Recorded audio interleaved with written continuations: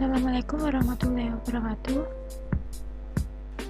Perkenalkan, nama saya Wanda Nelan Mahfazah, NIM 19051204059 dari Prodi Teknik Informatika 2019B. Kali ini saya akan mensimulasikan ARP request dan ARP reply dalam jaringan yang memiliki satu subnet dan dihubungkan menggunakan switch. Yang pertama yaitu pengertian ARP. ARP adalah sebuah protokol dalam TCP/IP protokol suite yang bertanggung jawab dalam melakukan resolusi alamat IP ke dalam alamat media access control. Resolusi di sini yaitu memetakan dalam alamat media access control. Jadi, intinya itu berisi antara pemetaan antara IP dengan MAC address. Yang pertama adalah buatlah skema jaringan yang terdiri dari PC1, PC2, dan PC3, di mana PC yang pertama yaitu IP ke-1, yang kedua IP ke-2, dan yang ketiga itu IP ke-3. Setelah itu kita isi IP-nya di bagian ini, lalu klik desktop, terus klik IP configuration, lalu kita isi 192.168.1.1. Nah, jadi subnet masknya itu 255.255.255.0. Setelah itu kita ganti ke PC2. Kita lakukan hal yang sama, klik desktop, IP configuration, ganti IP 192.168.1.2. Jadi subnet masknya yaitu 255.255.255.0. Setelah itu PC ketiga,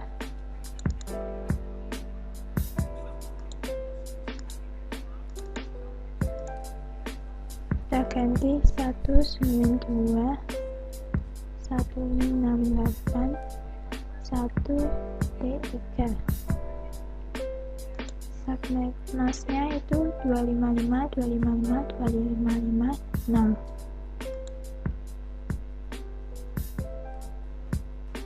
Saya akan menjelaskan konsep dasarnya terlebih dahulu, yaitu pada saat awal dinyalakan, PC1 tidak memiliki tabel ARP. Ketika ingin melakukan komunikasi dengan PC3, maka dia belum memiliki MAC address dari IP tersebut. Maka dia mengirimkan request IP di mana seluruh PC yang ada dalam jaringan tersebut akan menerima request tersebut. Namun, hanya PC3 yang akan mereply karena dialah yang merasa memiliki IP tersebut dengan melakukan ARP reply dan memberikan MAC address-nya ke PC1.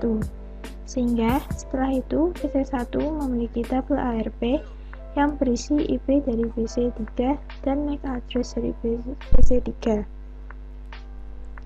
Nah, setelah itu kita masuk mode real time, cek tabel ARP-nya apakah sudah kosong apa belum, yaitu kita klik PC1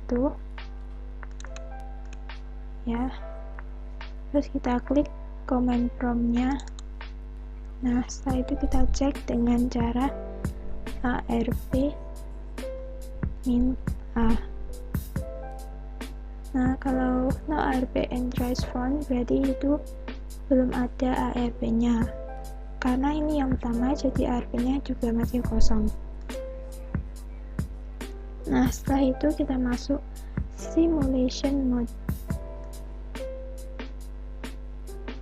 lalu kita kirim post dengan cara klik yang ini dari PC1 ke PC3. Nah, setelah itu filter event list menjadi show none, lalu edit filter menjadi ARP saja, yaitu ini, klik show all none. Lalu kita edit router, klik yang ARP saja. Nah, seperti ini. Lalu jalankan simulation secara bertahap dan amati tiap tahap. Lalu kita klik pos yang pertama, yaitu kita lihat OSI modelnya. Nah, ini kan di layer kedua. Diketahui dari IP 192.168.1.1 mengirimkan broadcast ke IP 192.168.1.3, yaitu PC3. Lalu next, dia akan menuju ke switch,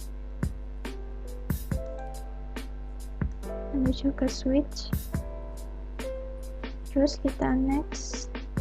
Dari switch, dia broadcast ke PC2 dan PC3, dan ternyata di PC2 dia menerima pesan tersebut. Karena dia tidak memiliki IP tersebut,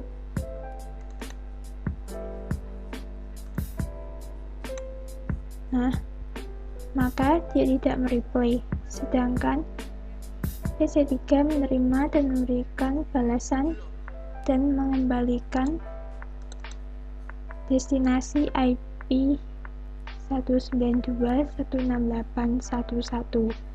Jadi dia akan menjawab ini karena merasa memiliki IP tersebut.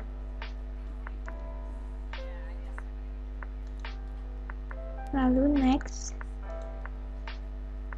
Nah, dia akan dikembalikan ke switch, terus dikembalikan lagi ke PC1. Setelah itu kita buka yang PC1. Nah, ini ada tandanya bahwa dia menerima dari IP 192.168.1.3, yaitu PC3. Jadi PC1 sudah mengisi MAC address-nya dari PC3. Nah, jika sudah komplit, kembalikan ke mode real time. Dan cek di PC1 apakah ARP tabel sudah terisi dengan menjalankan perintah ARP-A. Klik command prompt, lalu kita cek.